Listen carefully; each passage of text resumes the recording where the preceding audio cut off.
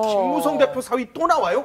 그렇죠, 이게 뭐예요? 저번에 수상한 지분은? 마약 때문에 재판을 받았다가 집행유예를 선고받았었잖아요. 예. 이번에는 서울 강남의 유명 나이트클럽의 지분을 6년간 보유를 했다라는 건데 네. 아니 나이트클럽의 지분을 보유한 게 도대체 왜 논란이 되느냐, 문제가 예, 되느냐. 취재할 수도 있죠. 이 동아일보에서 이제 최초로 보도를 한 건데 이게 해당 나이트클럽이 그러니까 그 김무성 전 대표의 사위인 이 씨죠. 그분이 이제 그 해당 나이트 클럽의 지분을 가지고 있는데 그 클럽이 마약 투약하고 뭐 거래 의혹이 좀 잦았던 곳 인근에 있는 일단 그 나이트 클럽입니다. 사실 예. 그리고 마약 거래나 이런 것들 보면은 뭐 나이트 클럽 위주로 많이 거래된다는 거는 그냥 공공연한 비밀이잖아요. 그런 것도 있고 특히 또 그 이제 사위인 이 씨가 마약을 투약한 전력도 있고요. 네. 그리고 이 씨와 함께 동업했던 L 씨라는 사람이 있습니다. 예. 그 사람은 이제 그 해당 클럽의 일대 그 지분을 가지고 있는 사람인데 그 사람이 인근 클럽에서 필로폰 매매 등 그 알선한 혐의로 처벌된 전력이 있어요. 예. 그러니까 이런 것들을 다 종합해서 볼 때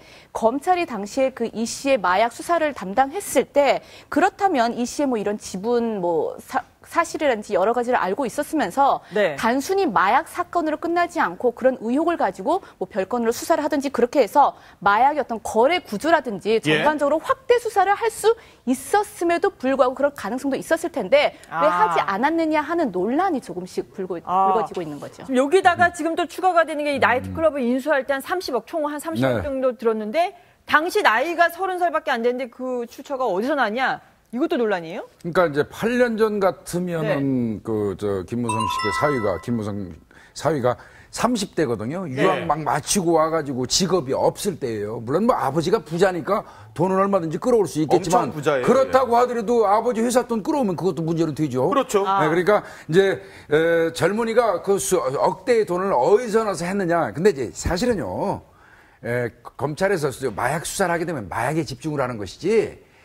이런 지분 관계나 동업하는 뭐 거, 지분 관계. 아니, 서로 인지를 한다고 하더라도 별건 예. 수사합니다, 나중에. 아하. 나중에 담아뒀다가 별건 수사를 하지, 동시에 수사를 진행하진 않아요. 아하. 수사 관례상. 예. 그렇게 보셔야 될 것 같습니다. 아하, 어떻습니까? 그런데 이거 지분 가지고 있는 것과 마약 거래 간에 딱 이 상관관계가 딱 이루어지는 것 같지는 않거든요. 그러니까 지금 맞물리는 건 전혀 없는 상황이죠. 예. 그러니까 지금 아까 이루라 기자 말씀하셨던 것처럼 무언가 좀 석연치 않은 게 많은 거예요. 그러니까 지금 이 씨가 그 당시에 마약 투약을 한 15회 정도 했던 걸로 집행유예 선고받았었잖아요. 그중에 꽤 많은 수의 6회에서 7회 정도가 그 나이트클럽 인근에 있는 강남 도로나 주차장이에요. 그러다 보니까 그럼 사실 그 나이트클럽 내에서 지분을 보유하고 거기에서 사실 뭐 마약을 단순히 구입해서 투약한 정도가 아니라 마약 거래 관여한 게 아니냐. 뭔가 조직적으로 있었던 거 아니냐. 뭐 추측해 볼 수 조직. 있지 않느냐. 그렇다면 검찰이 그걸 수사했었어야 되는 게 아니냐라는 게 문제인데 예. 그 당시에 이게 왜 자꾸 문제가 커지냐면요. 그 집행유예 나온 것도 이 정도 사안이 집행유예가 나오나라는 얘기가 굉장히 많이 있었잖아요. 예. 그리고 담당했던 분도 정관 출신의 고위 검사 출신의 변호사였고 예. 그러다 보니까 또 이게 또 전관예우 뭐 비스무리하게 해서 이게 좀 사건을 좀 무마하려고 했던 게 아니냐. 그러다 예. 보니까 이렇게 더 추가 의혹이 나올 수 있는 걸 사전에 차단한 게 아니냐. 그러니까 현 시점에서는 전적으로 다 의혹이. 수사관 출신으로서 어떻게 보세요? 객관적으로 보신다면.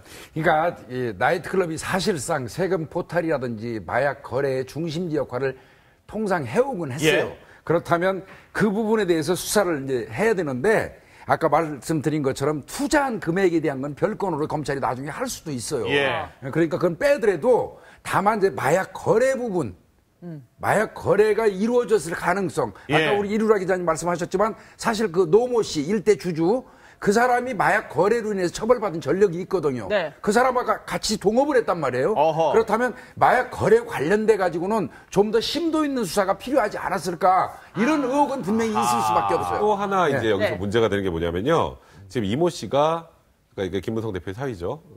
이분이 그러니까 2014년에 세금을 누구 걸 한번 대납을 해줍니다. 세금 대납이요? 예, 이게 왜냐면 그 당시에 이제 같이 동업했던 사람이 탈세 혐의로 처벌받을 상황이 된 거예요. 예. 근데 또 어떤 돈이었는지 31억 원 정도 되는 돈을 또 이 씨가 대납을 했어요. 근데 그 시기가 2014년 7월입니다. 네. 언제인지 아시겠어요? 그 마약 사건으로 연루됐어요. 연루돼 있을 그 시점인데 이 동업자도 마약에 연루됐었던 사람이란 말이에요. 그러다 예. 보니까 이제 한간에서는 이게 또 혹시 이 사람의 입막음을 위해서 선행을 베풀어서 대납을 해준 게 아니냐. 그러니까 지금 의혹이 계속 눈덩이처럼 31억 원을 대납해 주는 네, 그러니까 사실 그게 쉽지 넘어서는 것 않으니까요. 같은데요. 그런 부분들이 많다 보니까 지금 예. 자꾸 이게 논란이 확산되고 있는 미심쩍은 게 좀 네, 많다. 그렇습니다. 아, 그렇군요.